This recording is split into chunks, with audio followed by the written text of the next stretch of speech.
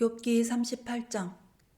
그때 여호와께서 폭풍우 가운데에서 욥에게 말씀하여 이르시되 무지한 말로 생각을 어둡게 하는 자가 누구냐. 너는 대장부처럼 허리를 묶고 내가 네게 묻는 것을 대답할지니라. 내가 땅에 기초를 놓을 때에 내가 어디 있었느냐. 내가 깨달아 알았거든 말할지니라. 누가 그것의 도량법을 정하였는지 누가 그 줄을 그것의 위에 띄웠는지 내가 아느냐. 그것의 주추는 무엇 위에 세웠으며 그 모퉁이 돌을 누가 놓았느냐. 그때의 새벽별들이 기뻐 노래하며 하나님의 아들들이 다 기뻐 소리를 질렀느니라. 바다가 그 모태에서 터져 나올 때에 문으로 그것을 가둔 자가 누구냐. 그때에 내가 구름으로 그 옷을 만들고 흑암으로 그 강보를 만들고 한계를 정하여 문빗장을 지르고 이르기를 내가 여기까지 오고 더 넘어가지 못하리니 내 높은 파도가 여기서 그칠지니라 하였노라. 내가 너의 날에 아침에게 명령하였느냐. 새벽에게 그 자리를 일러주었느냐. 그것으로 땅끝을 붙잡고 악한 자들을 그 땅에서 떨쳐버린 일이 있었느냐. 땅이 변하여 진흙에 인친 것 같이 되었고 그들은 옷같이 나타나되 악인에게는 그 빛이 차단되고 그들의 높이 든 팔이 꺾이느니라. 내가 바다의 샘에 들어갔었느냐. 깊은 물밑으로 걸어다녀 보았느냐. 사망의 문이 내게 나타났느냐. 사망의 그늘질 문을 내가 보았느냐. 땅의 너비를 내가 측량할 수 있느냐. 내가 그 모든 것들을 다 알거든 말할지니라. 어느 것이 광명이 있는 곳으로 가는 길이냐. 어느 것이 흑암이 있는 곳으로 가는 길이냐.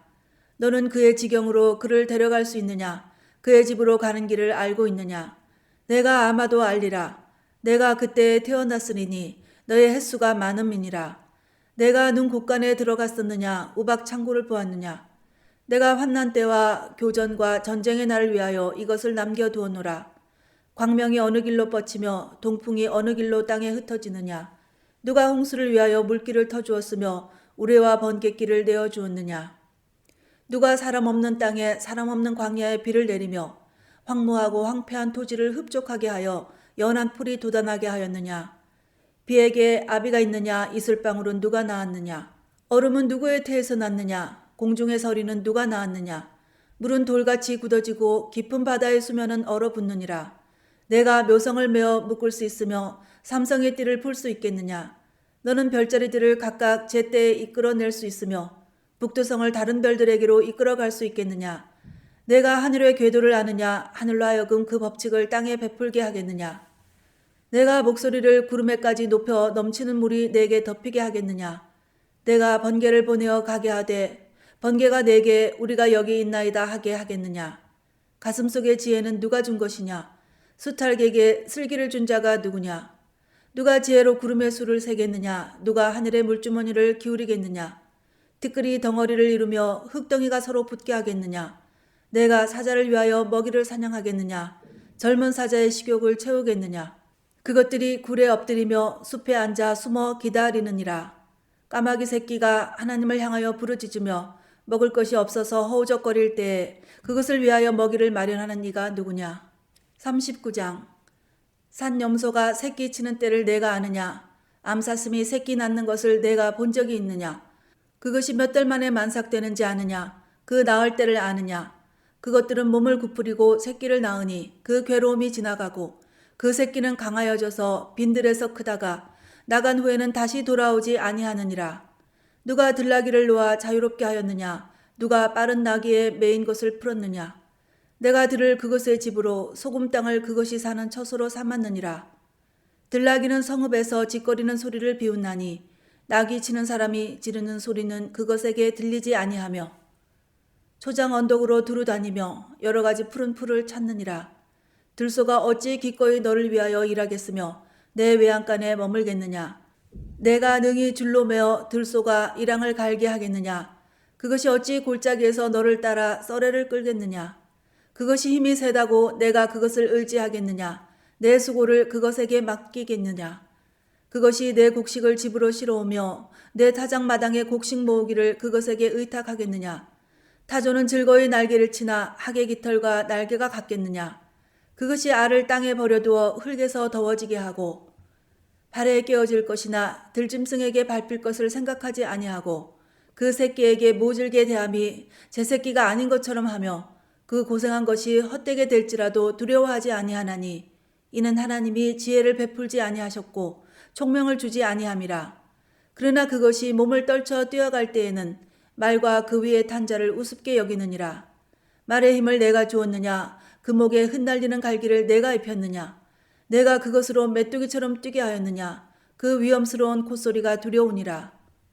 그것이 골짜기에서 발굽질하고 힘있음을 기뻐하며 앞으로 나아가서 군사들을 맞대 두려움을 모르고 겁내지 아니하며 칼을 대할지라도 물러나지 아니하니 그의 머리 위에서는 화살통과 빛나는 창과 투창이 번쩍이며 땅을 삼킬 듯이 맹렬히 성내며 나팔 소리에 머물러 서지 아니하고 나팔 소리가 날 때마다 힝힝 울며 멀리서 싸움 냄새를 맡고 지휘관들의 호령과 외치는 소리를 듣느니라. 매가 떠올라서 날개를 펼쳐 남쪽으로 향하는 것이 어찌 내 지혜로 말미암음이냐. 독수리가 공중에 떠서 높은 곳에 보금자리를 만드는 것이 어찌 내 명령을 따름이냐. 그것이 낭떠러지에 집을 지으며 뾰족한 바위 끝이나 험준한 데 살며 거기서 먹이를 살피나니 그 눈이 멀리 봄이며 그 새끼들도 피를 빠나니 시체가 있는 곳에는 독수리가 있느니라.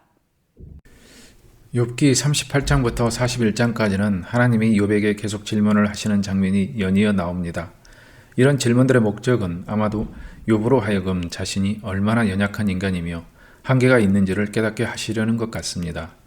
많은 질문을 하시는데 그 중에 38장 10절에서 보면 바다의 한계를 정하여 문빗장을 지르고 더 넘어가지 못하게 하셨다고 하는 부분이라든지 16절에서 내가 바다의 샘에 들어갔었느냐 깊은 물밑으로 걸어 다녀 보았느냐는 부분 31절에 내가 묘성을 메어 묶을 수 있으며 북두성을 다른 별들에게로 이끌어갈 수 있겠느냐 등 이런 말씀들을 보면 정말이지 하나님의 압도적인 위엄이나 권능 같은 것이 느껴진다고 할 수 있습니다.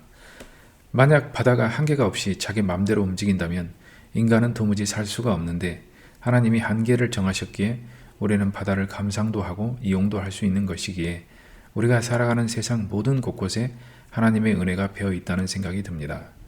40장 10절에서 14절까지 말씀에서 하나님은 욥이 모든 교만한 자를 발견하여 모두 낮춘다면 악인을 그들의 처소에서 짓밟을 수 있다면 하나님께서도 내 오른손이 너를 구원할 수 있다고 인정하겠다고 하시는데 이 말은 곧 욥이 결코 그럴 수 없는 존재임을 다시 한번 깨닫게 하시는 것 같습니다.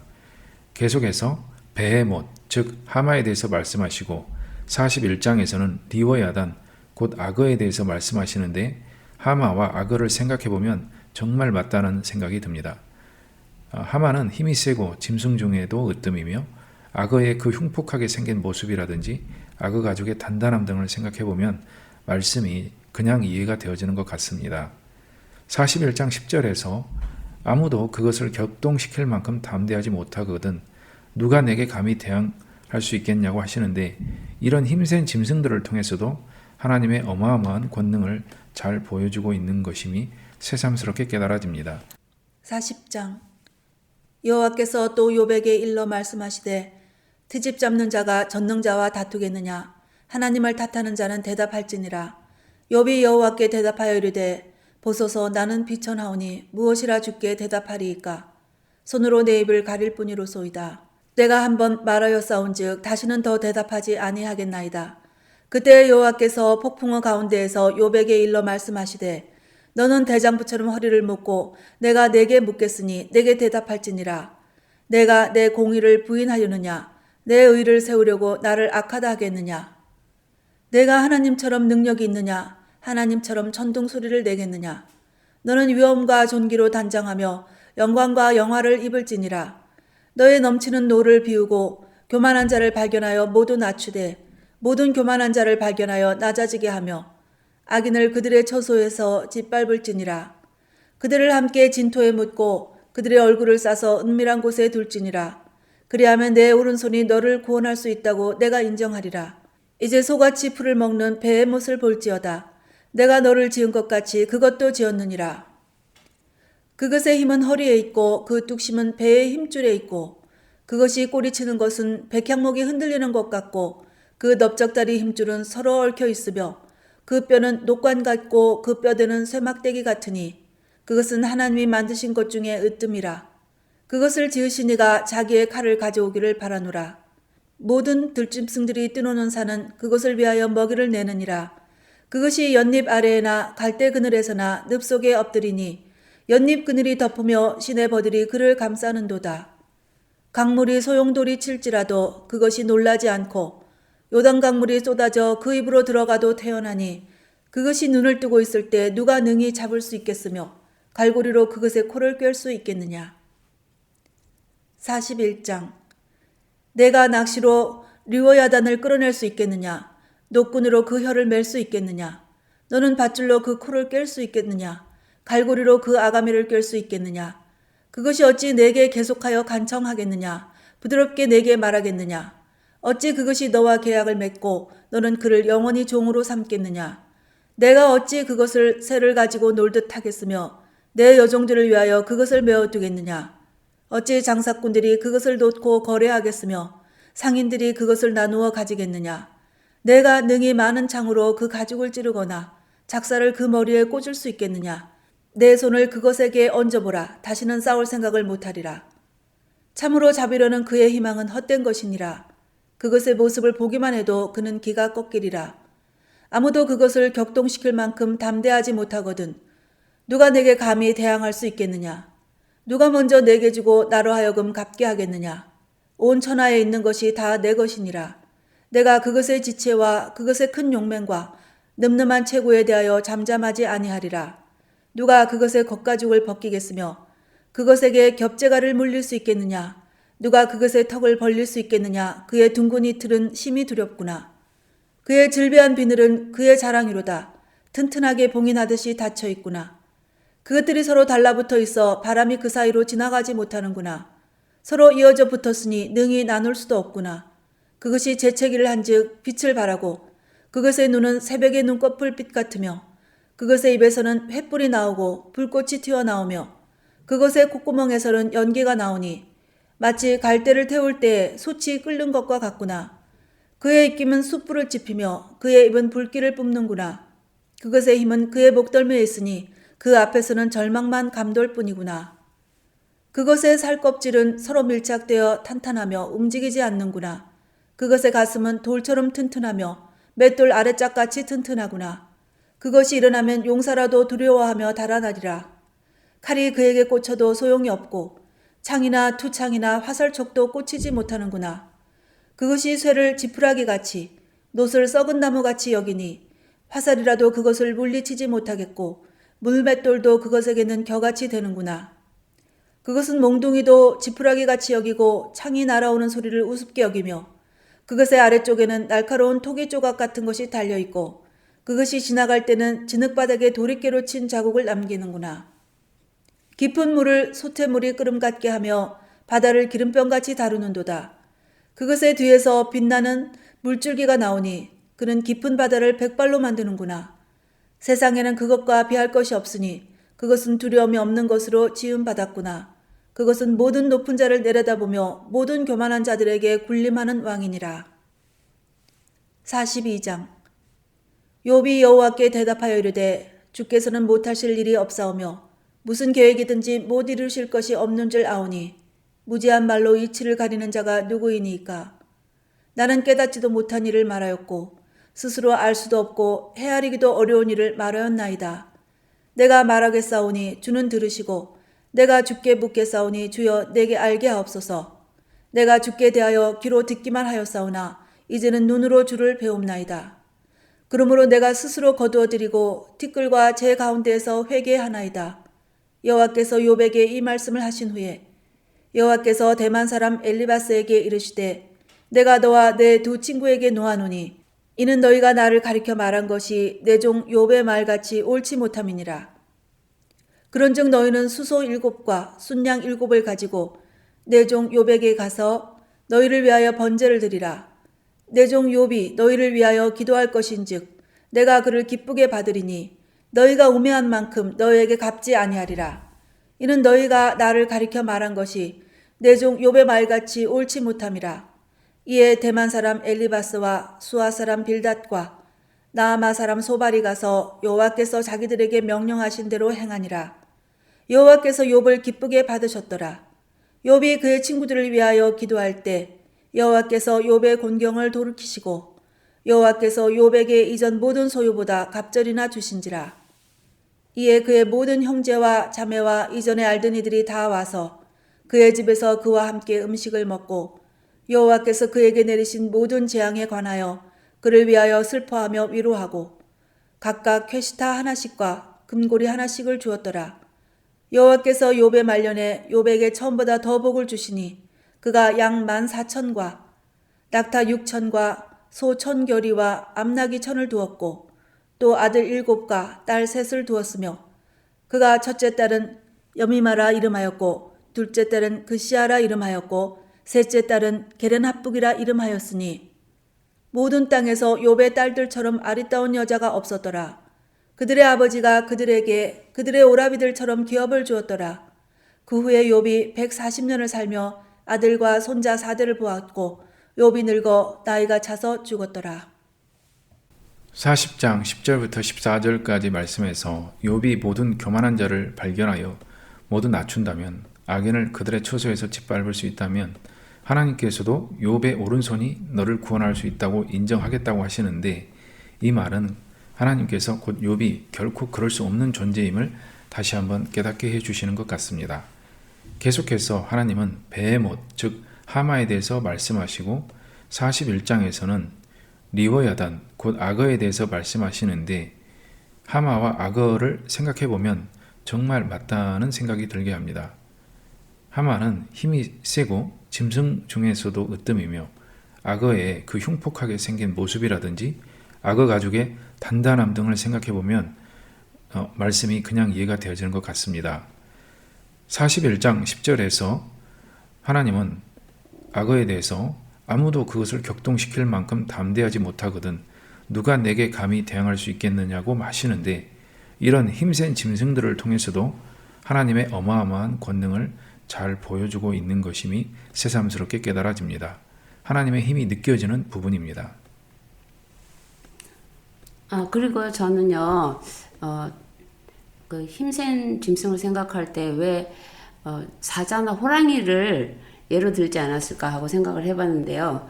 사자나 호랑이는 활이나 창으로 잡을 수 있지만 악어나 하마는 이렇게 전신 갑주를 입은 것 같아가지고 그런 걸로도 안 되고, 거기다 물에서도 살고 수륙 양용 무슨 장갑차처럼, 갑옷을 입은 장갑차처럼 그 신기한 그런 동물이었을 것 같아요. 그래서 이 예가 참 적절하다 했다는 생각이 들었어요. 네. 그런 것 같습니다. 사자나 호랑이보다도 하마나 악어가 훨씬 더 힘이 세고 두려움을 주는 존재였을 것 같습니다. 네, 굉장히 빠르다고 그러더라고요. 물에서도 빠르고 육지에서도 엄청 빠르다고도 하더라고요. 네네. 그래서 42장 6절에서 욥이 회개한다고 했는데, 욥같이 어려운 사람이 회개할 것이 있을까 하는데, 앞에 내용들에서 보면은 욥이 너무 힘들다 보니까 하나님께서 자기를 대적하신다고 했고, 하나님을 만나 변론해 보겠다, 따져 보겠다고 말한 부분이 있는데, 이런 욥의 말 속에는 하나님에 대한 원망이나 의심 같은 게 배어 있는 것 같고, 이런 부분이 하나님과 대화하는 가운데 깨달아져서 이제 진심으로 회개한다고 하는 것 같습니다.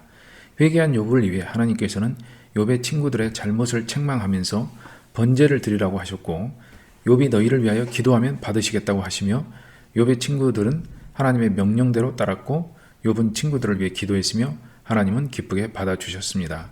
욥기의 끝은 정말 극적인 해피엔딩입니다. 하나님은 욥에게 큰 보상을 해주십니다. 12절에서 욥의 말년에 양과 낙타, 소, 암나귀를 주시는데, 이것은 처음에 소유했던 것의 정확히 2배입니다. 1장 3절과 비교해보면 알 수 있습니다. 그리고 욥은 140년을 더 살면서 아들 7과 딸 3을 두었으며 심지어 손자도 4대까지 보았습니다. 욥이 꽤 오래 살았던 것을 보아 아마도 욥기가 지어진 연대는 창세기 족장 시대 사람들이 오래 살았을 때가 있었는데 그때 정도였던 것으로 추정이 됩니다. 그리고요, 하나님께서 욥을 만났을 때 욥이 왜 고난을 받게 된 것은 전혀 말씀하지 않으셨잖아요. 그래도 욥은 모든 의문이 풀리고 오히려 스스로 거두어드리고 티끌과 재 가운데 회개하나이다 이렇게 말을 했는데요. 이걸 생각해 보니까 그러니까 친구들이 하나님의 전능하심에 대해서 여러 번 말씀했지만 그것은 그거와는 차원이 다른 얘기였던 것 같아요. 하나님 자신이 얘기한 거라서. 그래서 폭풍우 속에서 그 욥 앞에 나타나셔서 창조자 자신이 음성으로 긴 이야기를 자상하게 들려주셨을 때 욥은 완전히 차원이 다른 세상에서 모든 것의 주제를 뵙고 압도당해서 자신이 누구인지 단번에 깨닫게 된 것이 아닐까 하는 생각이 들었습니다. 거기서는 이 세상의 모든 것이 자식도 명예도 그 모든 것이 그분의 것이며 완전하게 다루어지고 있음을 순식간에 깨닫고 그런 것은 아무 문제도 되지 않았던 것 같아요. 물어볼 필요조차도 없었던 것 같아요. 그래서 이걸 보면서 우리가 이 세상을 떠나서 하나님 앞에 설 때에도 그렇지 않을까. 모든 것이 완전히 해결되고 더 이상 질문할 필요도 없는 그 어떤 상태가 되지 않을까 하는 생각이 들었습니다. 네, 그런 것 같습니다. 정말 네. 살아계신 하나님 앞에 선다는 것은 엄청 두려운 경험일 것 같고 네. 너무나 압도당하는 그런 네. 경험이 될 것임에 틀림없어서 네. 정말 잘 살아야겠습니다. 네, 아니 우리가 상상할 수도 없는 그런 것 같아요. 이사야도 하나님 앞에 섰을 때 화로다 나여 망하게 되었도다 입이 더러운 자다 이런 말을 했잖아요.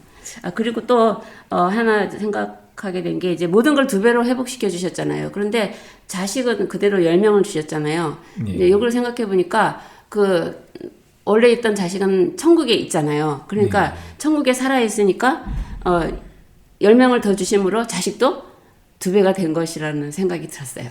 예, 그렇게 볼 수도 있겠네요. 네, 그러니까 더 마음이 기쁘더라고요. 네. 네. 네. 오늘은 여기까지 하겠습니다. 감사합니다.